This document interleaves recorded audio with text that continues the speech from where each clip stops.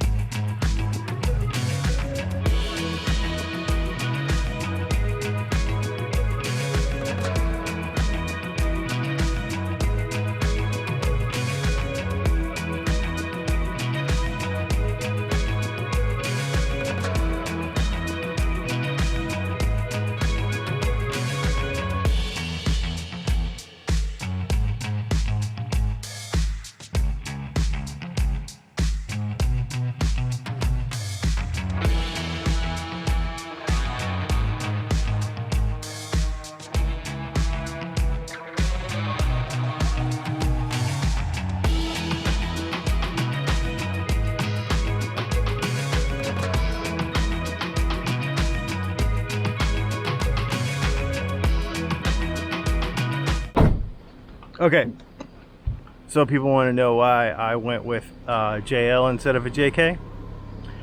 Because for the same money, I was able to get a full boat Rubicon with all the bells and whistles, including electric sway bar, front and rear lockers, all that kind of stuff. And what you just saw right there, that's why I got one of these.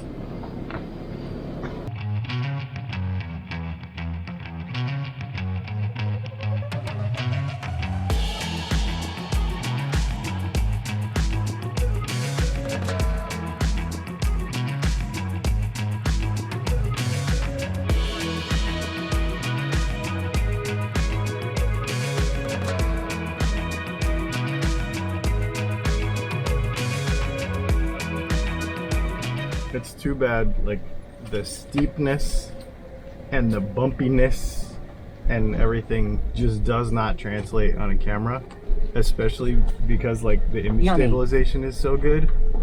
I'm glad we have a Jeep to do this stuff because, I mean, some of that stuff we did out west and the tours we went on and off-roading that we did, even then, like, they had some big wildlife that could get you, and they were like, if you don't have a top, no convertibles, no, like, so you couldn't have gone had we had the top off, had we had some kind of, just with a roll cage off-road quad or something, like, we couldn't have gone and done that stuff. Oh, that's true. I forgot. There was 2 or 3 times we saw stuff where it was like, you have to have a hardtop. Yeah, you have to be fully enclosed. Is another reason why we're glad we went with the JK over the JL, because the newer Jeep with a hardtop was going to be way more expensive than this one, and so we ended up with a hardtop anyway.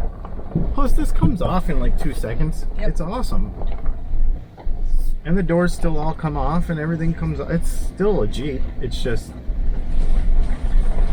a little older. And a little nicer. Yeah. Could also turn on the seat warmer right now if I wanted to. That's right. And we have and my phone is charging. Yep. And we have navigation and heated seats and hill descent and proper climate control, because it's the top of the line Rubicon, where we would have had to go with super base model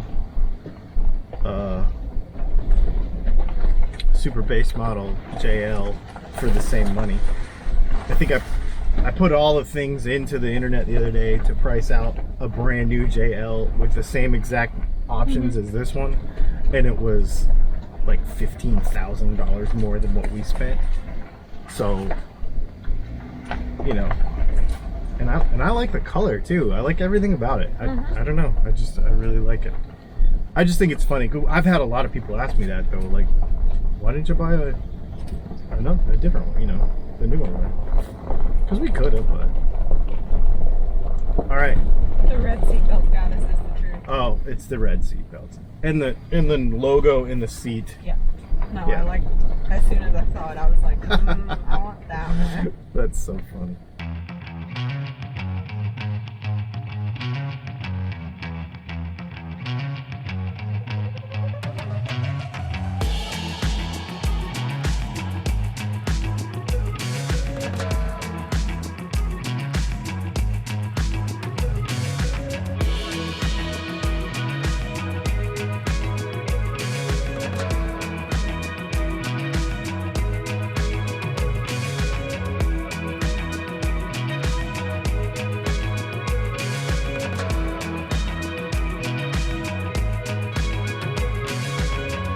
So the trick is that if you were to buy a basic JL with a cloth top, at least at the time when we bought this, basic JL with a cloth top and a manual transmission and all that sort of stuff, it was going to basically be about the same amount of money as what we paid for this. And being a serious off-roader from back in the day, it's not my first off-roady vehicle, and so I wanted something super solid that would do really killer off-road stuff. Obviously it does, number one. Number two, it's unmodified at this point except for some accessories and stuff that we've put on it, but it's not lifted or anything. There's no big suspension. I have put new tires on it, Goodyear's Duratrax, not bigger size or anything like that, so we're able to actually use this thing the way we want it to. Not modified is important because it makes it easier to tow. I'm gonna lift it maybe, but I don't know. Every time I think about spending money on it, I just think about being out here and doing this, and then I don't think about spending money on my Jeep. So I enjoy it. The bumper is in the towing video. We put a refrigerator in it. We put some grab handles in it, make it easier to get in and out of. I put a new stereo in it because it didn't have like Google stuff and all that. And so, yeah, but it's so much fun, so much fun. And I obviously know that the JK versus JL thing is really subjective and everybody wants the newest, best thing. But for us, it was a no-brainer. Like I mentioned earlier in the video, it was like 15 grand cheaper to go with one that was, at the time, a little bit over a year old. So, we really love it. Fuel economy, obviously it's a Jeep, so it's a brick, but I drive the biggest brick and I tow a small brick. So fuel economy is what it is. I think I get like 17 miles to the gallon with it or something. But when you drive a motorhome, I don't know if you can care about it that much, so it doesn't really matter. But I do love this thing. It's pretty awesome. So hopefully that kind of explains it. Anyway, if you dig this video or want to see more, we're going to put links to everything that we put on the Jeep and what we talked about today in the description below. If you use those links, it's no additional cost to you, but it does help us out a little bit. So we do appreciate that very much. And I'm stoked to do a couple of little things to this. I'm sure that we'll do some videos about it. And I know that our needs are a little bit different than other people's needs, but I'm glad I bought me a 2018 JK with 20,000 miles on it. I really, really like this thing. Check out our patreon.com/music and mascara. Check out our website, all the stuff, all the links are below.